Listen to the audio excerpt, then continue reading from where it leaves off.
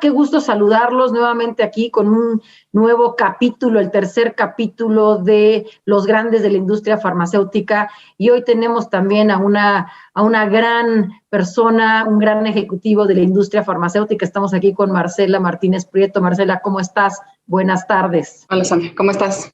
Muy bien, muchas gracias. Oigan, pues bueno, un gustazo.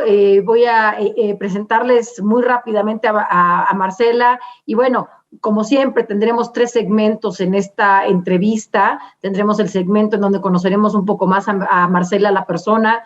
Luego hablaremos de Marcela, la profesional, y luego el legado que Marcela quiere dejar. Entonces, no se lo pierdan.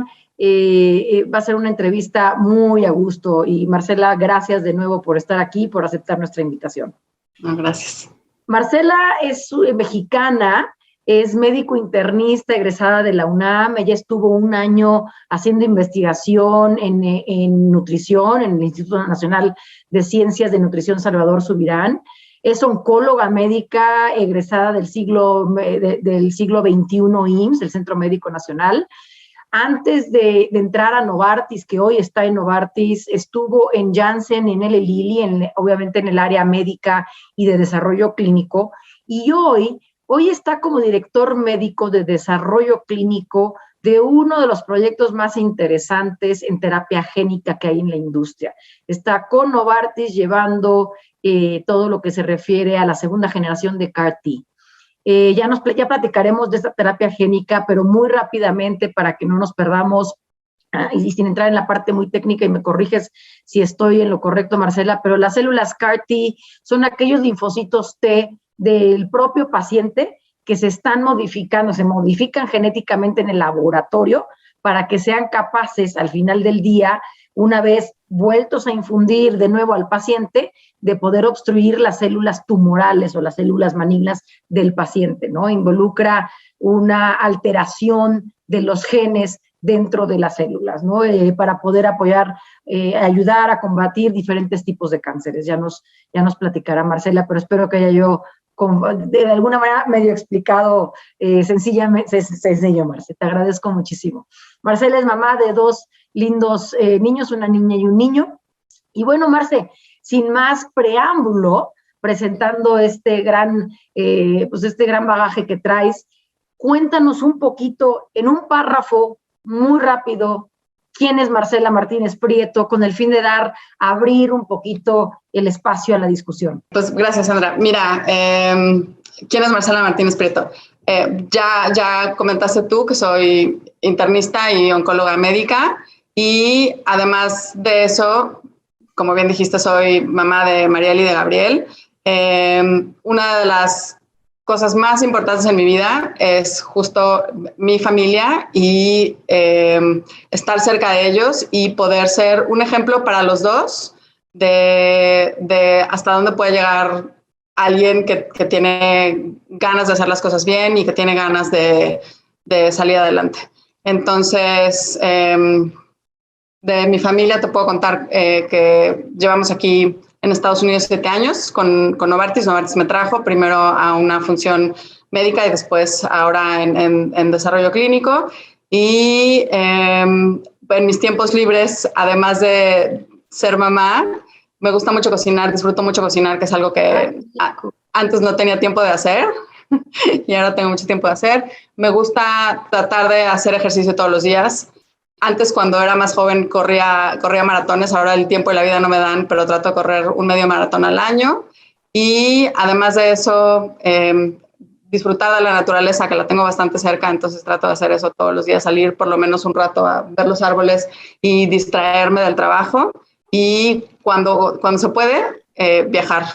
Últimamente ha sido muy poco, pero en la medida de lo posible. La pandemia no ha ayudado, y me imagino que el tema virtual te ha ayudado también, por otro lado, a desarrollar toda esa parte gastronómica, ¿no? Y el tema de la cocina, qué padre, qué rico, y me imagino que te gusta comer, entonces eso también ha de ser, ¿no? Eso ayuda mucho para poder, de alguna manera, poder tener grandes recetas.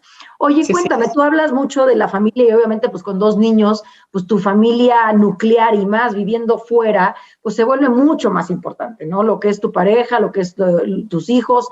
En 3 palabras, descríbeme a tu familia nuclear. Pues creo que bien lo dijiste, somos unidos, pasamos mucho tiempo juntos, entonces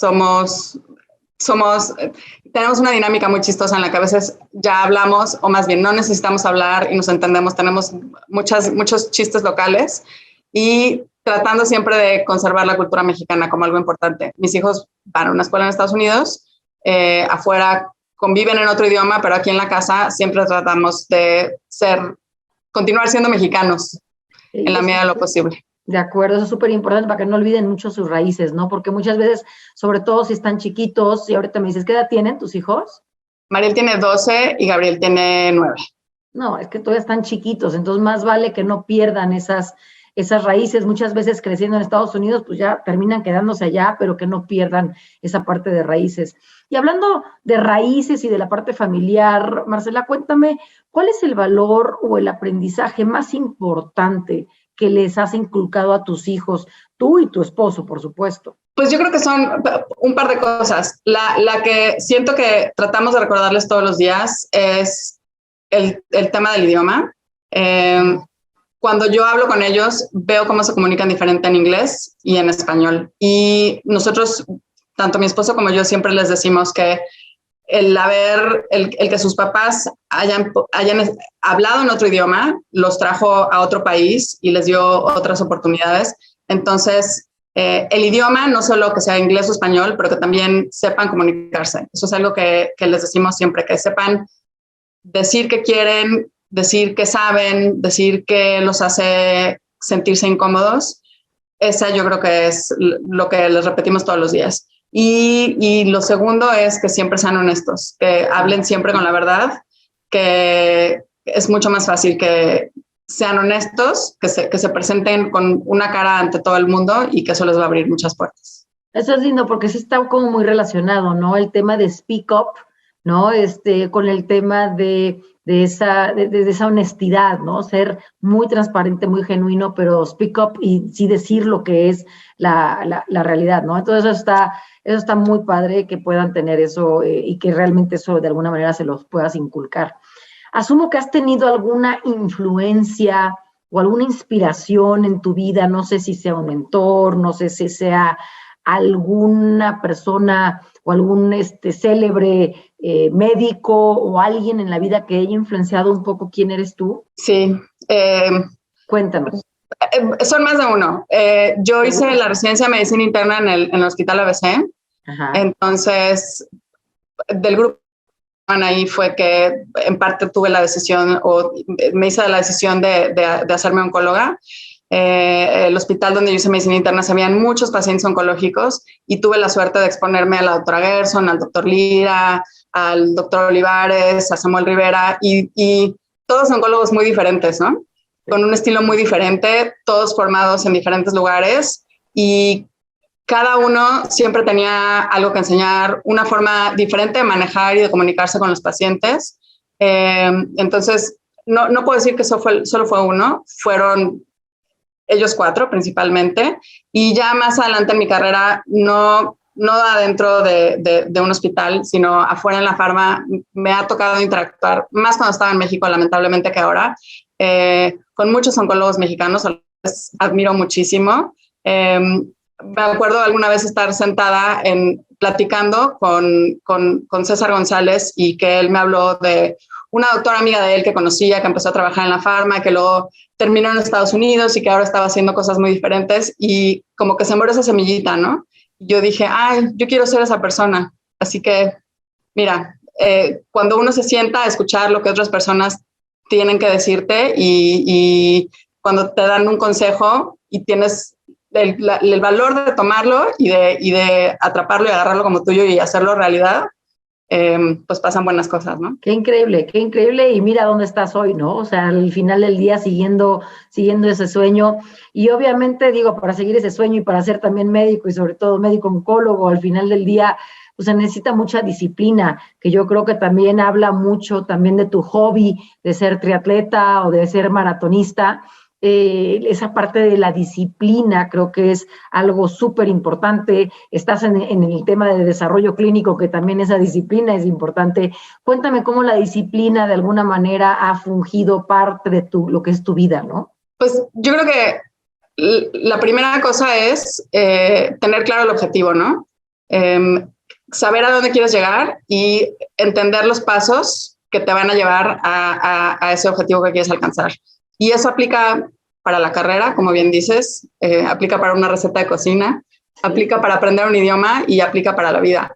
Sobre todo durante la residencia de OCO, que fue un momento muy difícil en mi vida personal por muchas circunstancias. Un día me senté a platicar con mi esposo y le dije, creo que esto no es para mí, ya no puedo más, estoy muy cansada, estoy mentalmente agotada. Y él me dijo, no, a ver, momento, tómate tu tiempo, respira y acuérdate a dónde quieres llegar, acuérdate que son los pasos que necesitas y lo único que necesitas es seguir caminando, seguir fuerte y seguir adelante. Y aplica, como te decía, para la carrera y para la vida. Que eso es increíble, o sea, no perder nunca el norte, ¿no? O sea, el norte es allá y bueno, pues sí, tendrás que te caerás, te volverás a levantar y otra vez y van a pasar momentos como complicados, pero yo creo que el aprendizaje que me transmites un poco es esa resiliencia y esa manera de, bueno, me levanto y sigo y no me olvido de que tengo un norte, ¿no? Y ve dónde estás el día de hoy, ¿no? Y eso está muy padre. Oye, obviamente dentro de la disciplina, dentro del área médica, sobre todo en oncología, lees mucho, hay muchos libros que has leído, demás. ¿Hay algún libro, que no necesariamente tiene que ser de medicina, pero algún libro que te haya marcado, que sea tu libro preferido y por qué? Cuéntanos por qué. Mi libro preferido es 100 años de soledad de García Márquez. Y librazo. Es mi libro favorito por el libro en sí. Es un libro que me regaló mi papá cuando estaba yo bastante joven para leerlo, porque lo leí por ahí cuando tenía 13 años, pero como que la narrativa y la historia me encantó. Y después, ya en la residencia de medicina interna, Gabriel García Márquez se trataba en el hospital donde yo hice la residencia de medicina interna. Entonces, como jovencita residente imprudente, un día agarré mi copia del libro y él, hospitalizado y sintiéndose bastante mal, fui y le toqué a la puerta el día que tenía yo guardia y le dije, soy su fan, por favor, me firma mi libro. Y me lo firmó. Y, wow. y una dedicatoria súper linda. Y luego le pedí una disculpa por ser imprudente. Y le dije que era mi sueño conocerlo. Y su esposa me dijo, bueno, ya viste que los sueños se hacen realidad, así que sigue soñando. Así que es mi libro favorito y además luego me dio para conocerlo, así que mi favorito más. Qué increíble, pero fíjate, es el mejor ejemplo de lo que acabamos de hablar ahorita, de esa disciplina de tu norte, no perderlo, tener un sueño, seguirlo y hacer lo que sea necesario dentro de tu ética y de tu base de valores, y lo lograste, o sea, el mejor ejemplo. O sea, acabas de cristalizar esta sección de quién es Marcela, te agradezco muchísimo. Y bueno, siguiendo con esa parte, tengo 2 preguntas más en tu área personal, con un fin de poderle cerrarlo con broche de oro como lo acabas de hacer. ¿Qué es de lo que te sientes más orgullosa al día de hoy? Sé que nos falta mucho por hacer todavía, estás muy joven, pero hasta ahorita, ¿de qué es lo que más orgullosa te sientes? Como persona, me siento orgullosa de 2 cosas. 1, de mis hijos y de mi familia. Y 2, de el momento en el que mi papá y mi mamá, estuvieron enfermos de cáncer y que me tocó estar cerca de ellos, de una forma en la que pocos hijos tienen la suerte de estar cerca de ellos, de traerles todos mis amigos oncológicos y mi experiencia, para que la experiencia oncológica de ellos fuera dentro de todo aceptable y llevadera, son de las 2 cosas que más me enorgullecen.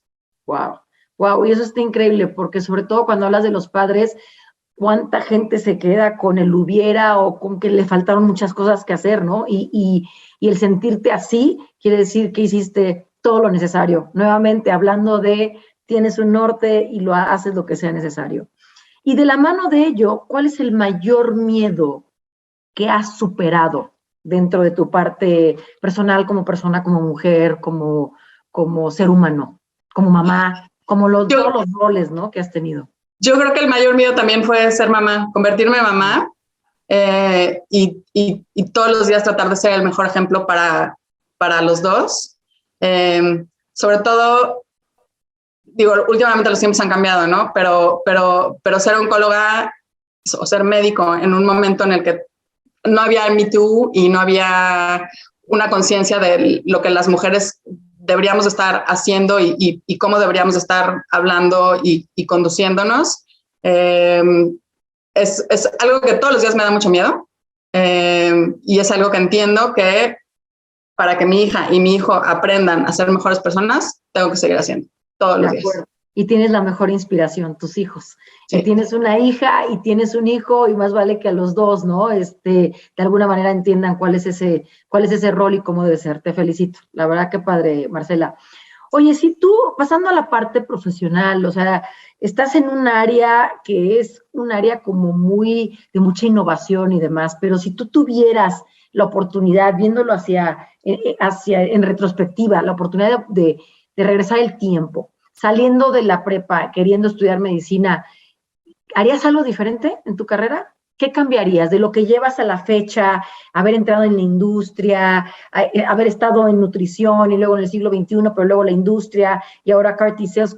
¿Algo cambiarías? Cuéntame un poquito cómo sería eso. Tal vez me hubiera tomado las cosas con un poco de más calma. Tú dijiste ahorita, cuando estabas en la prepa y decidiste estudiar medicina, yo creo que yo tenía claro que yo quería ser médico desde la secundaria.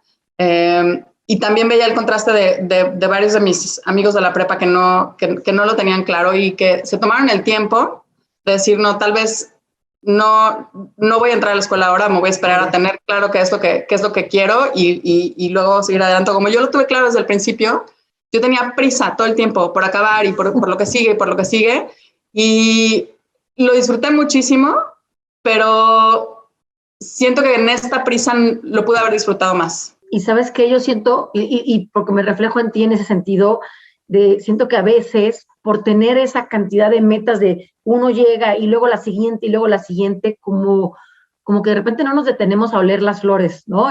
No disfrutamos el viaje, sino celebramos y todo hasta que llegamos, ¿no? Y dejamos de vivir esa parte, y creo que es un aprendizaje que muchas veces yo a mis sobrinos trato de alguna manera de decir aguas, porque a veces vivimos en esa prisa y dejamos de vivir el momento, ¿no? Te leo perfecto y te entiendo perfecto, ¿no? Porque es algo que yo he vivido personalmente también, ¿no?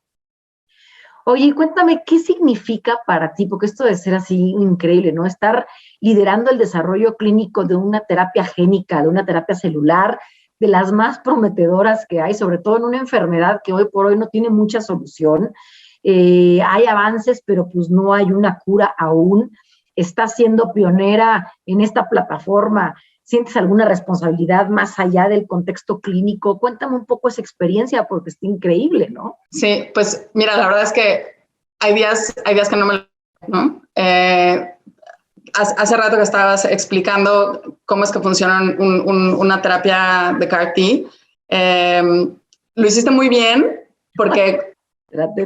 Cuando uno va y se sienta y le explica al vecino, ¿no? Le cuento a mi vecino a qué me dedico, te ven con cara de...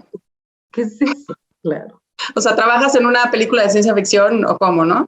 Entonces, es un gran reto por muchas cosas.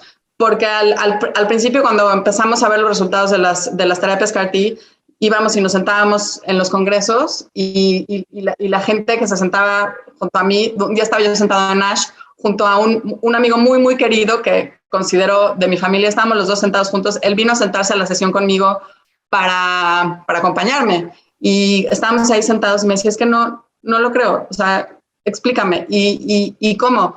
¿Por qué es eso? Porque es un avance de la ciencia sí. que no imaginábamos o no esperábamos que iba a pasar tan pronto y cuando lo ves y cuando ves el resultado con los pacientes, más la tolerancia, es de verdad como un sueño. Y eso, ver que la ciencia sigue avanzando, que la oncología sigue avanzando y que pasan los años y de lo que uno aprendió a lo que está pasando en este momento, siempre hay una mejor opción para el paciente, siempre hay algo más que el paciente que el médico puede usar ayudar a su paciente de verdad es como un sueño. Es increíble porque yo creo que la promesa de la terapia génica y de la medicina personalizada, como dices tú, hoy pareciera ciencia ficción, ¿no? O sea, el poder sacar sangre de tu cuerpo, alterar las células T, la parte genética y volverte a transfundir y poder lograr que tu cuerpo, ¿no? De alguna manera defienda tu cuerpo y ataque a la célula maligna específicamente es increíble. Y sé que estás trabajando ahorita en la segunda generación. Ya hay una primera generación que entiendo que está aprobado para leucemia y para linfoma folicular, pero bueno, en adultos, ¿no? Y dependiendo del estudio y la indicación, entiendo que la respuesta es buenísima. O sea, entre, ¿no? 81, 85% de la tasa de remisión dentro de los primeros 3 meses. Entonces, la promesa es maravillosa. Marcela, qué increíble que estés de alguna manera liderando esto.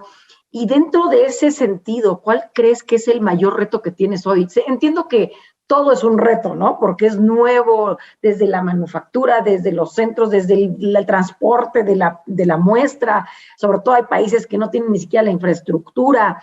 Pero ¿cuál crees que es el mayor reto que hoy tienes y qué es lo que están haciendo para resolverlo? Uy, mira, es que yo no creo que sea un reto, yo creo que son muchos. Esa pregunta me la hicieron hace poco en una conversación así, que te cuento de vecinos, y son varias cosas. La primera que yo veo que antes que estas terapias, porque no es una, son varias, no son accesibles para todo el mundo, lamentablemente en este momento, porque se requiere de muchos pasos, de certificaciones de centros, de aprobaciones regulatorias.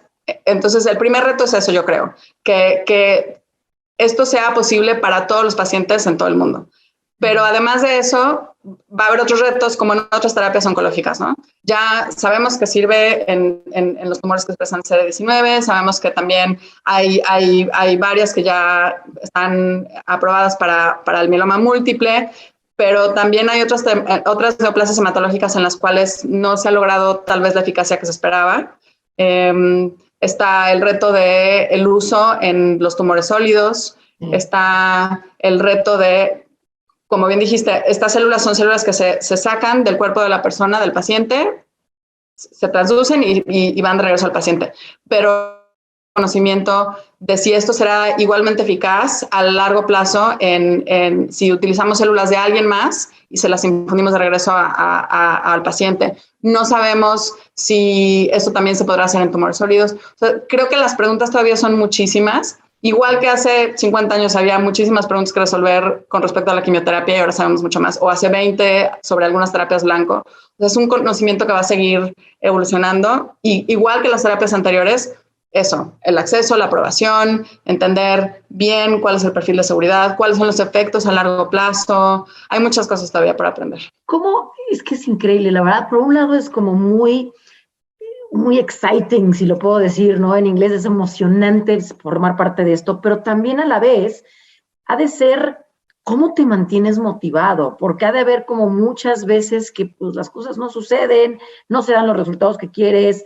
¿Cómo te mantienes tú y sobre todo cómo mantienes a tu equipo motivado a pesar de todos esos obstáculos, todos los conflictos?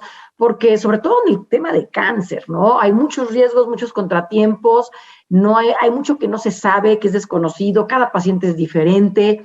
¿Cómo manejas que tu equipo y tú se mantengan motivados a pesar de todos estos drawbacks o de todos estos pasos que a veces das un paso para adelante y 2 para atrás, ¿no? ¿Cómo le haces? Porque no está tan fácil. Sí, no es nada fácil. Fíjate que eso platico mucho con mi esposo. Cuando todavía veía pacientes, así le decía que por cada día bueno, siempre tienes algo malo, ¿no? O sea, la medicina siempre se encarga de recordarte de que es infalible. Siempre vas a tener aciertos y en algún momento algo va a salir mal por el paciente o por las circunstancias. O sea, la garantía de que algo salga mal siempre existe, ¿no? Y lo mismo pasa en un estudio clínico, ¿no? O por buena suerte, para eso hacemos estudios clínicos, para generar respuestas y aún cuando tienes un estudio negativo, aún cuando tienes un resultado que no es el que tú planeabas estadísticamente, eso siempre trae un aprendizaje.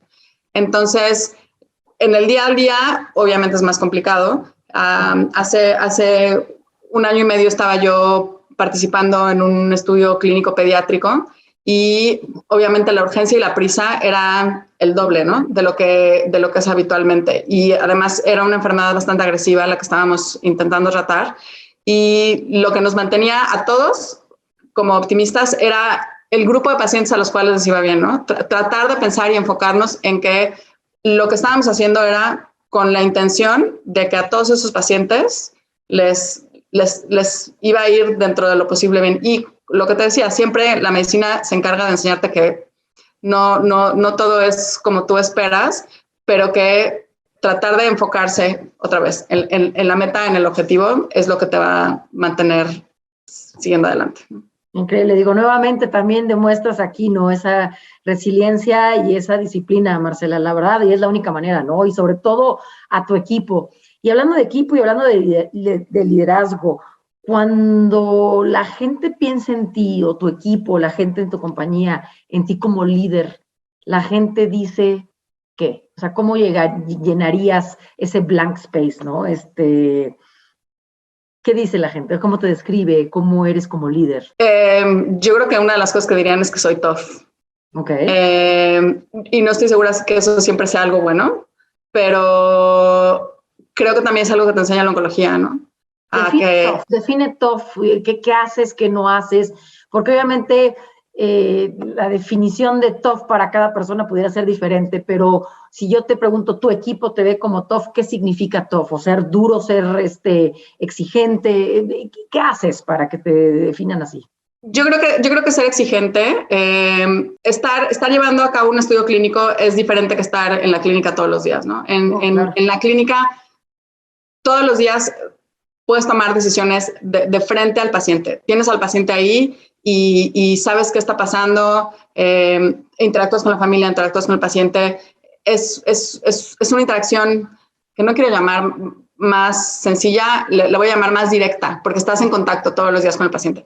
Y cuando estás llevando a cabo un estudio clínico, corres el riesgo de que pierdes ese uno a uno con la gente y con el paciente, ¿no? Entonces, cuando hablo de ser tough, me refiero a tener la disciplina de llevar una metodología que siempre va a llevar al mejor interés del paciente, ¿no? Entonces, si yo estoy buscando que hoy tener el resultado de, no sé, una biometría hemática y me es importante tener esa biometría hemática, voy a asegurar tenerla porque estoy asegurando que al tener ese resultado y al ver lo que está el paciente, ese paciente va a estar bien, ¿no? Entonces, digamos que tough significa que no me voy con rodeos, no busco como la salida fácil, sino que voy directo porque es, una vez más, en beneficio del paciente y en beneficio del equipo también. ¿Y cómo balanceas? Porque sobre todo como mujer, y perdón que entre en el tema, ¿no? De estereotipos. Como mujer, muchas veces si eres demasiado tough, pues eres la bruja. Si eres demasiado soft o suave, pues no eres muy buena como líder. ¿Cómo tratas de hacer ese balance para no ser vista o como la bruja por el estereotipo o con un estilo muy masculino porque el tough es como el estilo masculino, o no, tampoco verte como estereotipada como el estilo femenino, que es too soft y entonces ya la gente no te sigue? Está complicado y sobre todo pues en Latinoamérica o en Iberoamérica como tal, está peor, ¿no? O sea, sé que estás en Nueva York, que estás en New Jersey, que es un área donde es mucho más, la gente es directa al grano y demás, pero tratando con otros países, ¿cómo le haces? Porque, y te lo pregunto porque lo he vivido también como mujer, como latina, ¿no? Liderando equipos. Eso es una pregunta difícil. Mira, cuando yo le dije a mi papá que quería estudiar medicina, mi papá se quedó calladito y me dijo, bueno, muy bien, adelante, ¿no? Y el día de mi examen profesional, yo estuve en la UNAM y entonces en la UNAM el examen es a puerta cerrada y después de que pasas, sales y le dices a tu familia si pasaste o no pasaste, ¿no? Salí yo del examen de una clínica del IMSS en Troncoso, salí del examen al teléfono público a hablarle a mi papá y a decirle, ¿qué crees? Pasé y me dijo, bueno, ahora sí te puedo decir que estaba yo muy en contra de que estudiaras medicina, porque me parece que no es una carrera para una mujer y apenas te vas a empezar a enfrentar a una serie de cosas que no te imaginas. Así que estoy muy orgulloso de ti, pero buena suerte, ¿no? Y yo en ese momento me lo tomé muy mal y no entendí a qué se refería. Y con el tiempo, justo lo que dices, ¿no? Si eres muy, muy ruda, entonces está loca, y si te dejas, ¿por qué te dejas? He tenido la suerte, la verdad, no sé si es porque empecé mi carrera en la farma recién casi egresada de la especialidad, entonces muchos oncólogos, la mayoría, fueron como súper acogedores, amables, me dieron la bienvenida, lo que te decía, hubo gente que me dijo, mira, la cosa es por aquí, esto es lo que se necesita, tienes que hacer esto, y yo tuve la suerte de sentarme a escucharlos, entonces nunca me sentí como que tenía yo que pues, ser agresiva o ser maleducada, o, ¿sabes? Sí, nunca lo sentí, siento que estaba yo rodeada de un buen grupo de gente que eso me hizo sentir acogida y bienvenida. Y ya después, trabajando en Latinoamérica, tuve la misma suerte. Creo que hice varias buenas amistades a través de Latinoamérica, por supuesto en México, y ahora siento que me pasa un poco lo mismo. El equipo en el que trabajo actualmente somos, bueno, mi jefe es hombre, pero mis pares, las dos somos mujeres, bueno, las dos más Marcela, somos mujeres, y mi equipo más cerrado, el equipo de mi estudio clínico, somos puras mujeres, y eso se siente bien. Se siente bien que estamos todas trabajando juntas y haciendo la diferencia por los pacientes, ¿no?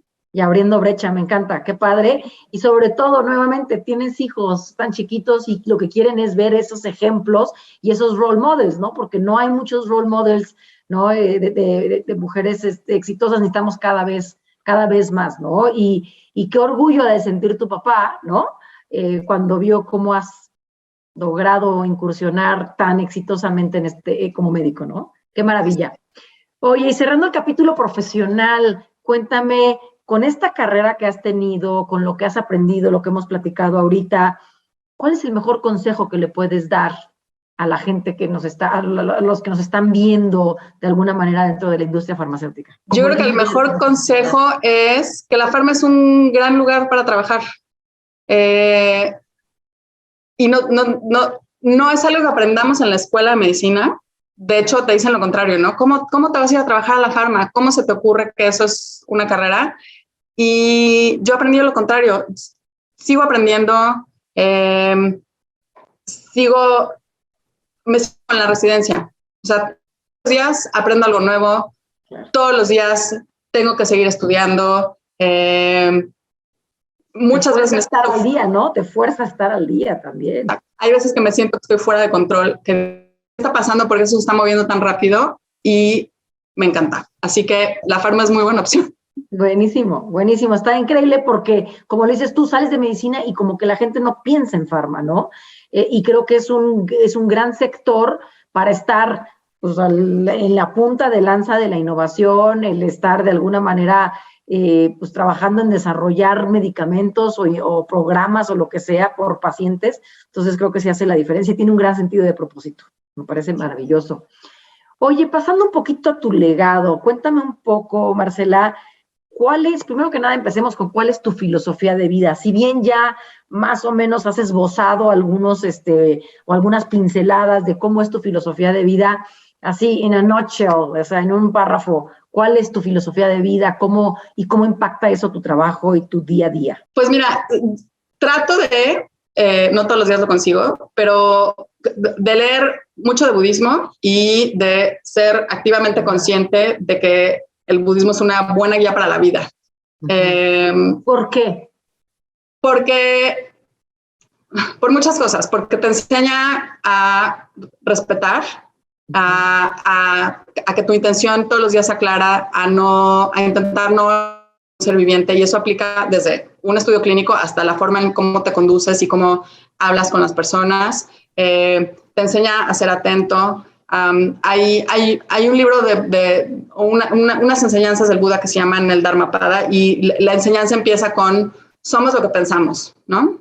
Entonces, si yo pienso que hoy mi día va a ser horrible, es muy posible que mi día sea horrible. Y si amanezco pensando, no, hoy el día va a hacer todo lo que podemos para que el día esté bien, te cambia el chip completamente, ¿no? Entonces, eso, trato todos los días de acordarme de eso, que somos lo que pensamos y de que todo es impermanente. Si tú volteas al cielo y ves las nubes nunca se quedan quietas, siempre se están moviendo, ¿no? Y lo mismo es con la medicina, lo mismo es con la farma. Entonces, si uno tiene eso claro, es más fácil no generar sufrimiento, porque uno no se va a pegar a todas esas cosas que nos hacen sufrir. Eso está increíble porque entonces te vuelves responsable de lo que estás generando en la vida y de lo que te pasa en la vida. Al final del día, tú lo generas y tú lo atraes, ¿no? Entonces, si tú das cariño, vas a recibir cariño, si tú das amor, vas a recibir amor. En fin, creo que ese pensamiento y esa filosofía de vida está increíble, ¿no? O sea, tú eres responsable de generar lo que te está pasando alrededor. ¿Y cómo llegas a compartir eso con la gente? O sea, ¿qué regalo le das a aquellos con los que trabajas todos los días? ¿Cómo podrías definir ese regalo?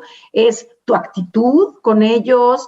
¿Es qué? ¿Cómo puedes compartir esta filosofía de vida para darles un regalo todos los días? Eso, trato de que en el equipo todos tengamos claro eso.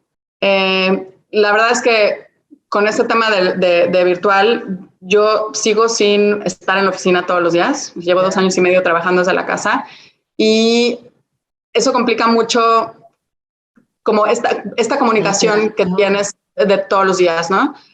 Ahora que ya con la vacuna y otras cosas ya hay más posibilidad, hemos tratado en el equipo de vernos por lo menos una vez a la semana, de asegurar que vamos, nos vemos y hablamos, aunque no hablemos del trabajo, ¿sabes? Pero este tema de compartir, empieza uno tal vez hablando del trabajo y terminas hablando de otra cosa, pero a través de conocernos y de conocer nuestra personalidad y que ellos vean que para mí seguir adelante es importante, que tengo la intención de trabajar bien con ellos, se refleja y de verdad, mira, tengo el mejor equipo que puedo pedir. Todo fluye tan bien que es súper estimulante ir a trabajar, súper estimulante. Qué maravilla porque habla un poco de esa disciplina, de esa comunicación transparente, directa, ¿no? Con honestidad, speaking up, ¿no? Y al final del día, pues esa actitud positiva, que me parece increíble.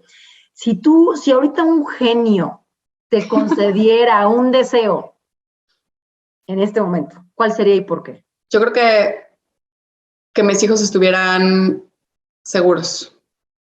¿Y qué quiere decir seguros?